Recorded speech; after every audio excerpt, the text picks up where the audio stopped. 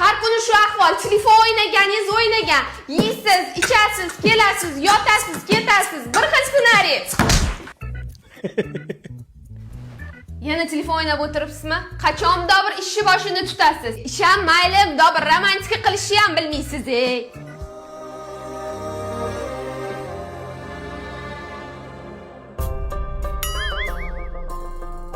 Ey, nima qilyapsiz? Romantika so'rovding, romantika qilyapman. To'xtab turib bitta gul qisilib qoldi. Shunaqa jirkanch romantika ham bo'ladimi?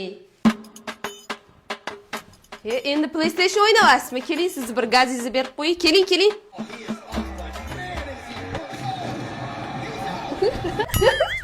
Xotin qachon uyingga ketasan? Ha, nimaga ketamanman? Mol eriga qo'l ko'tarding, nokaut qilib qo'yding.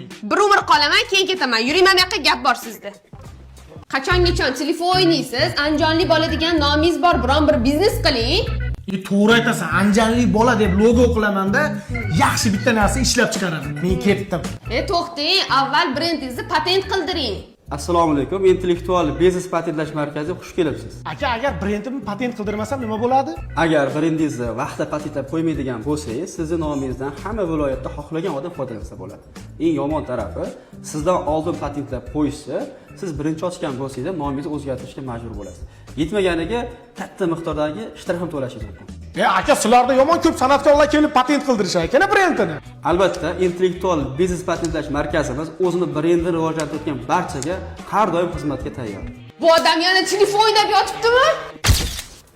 Erdamalib yotir, shalaqi kelayotir.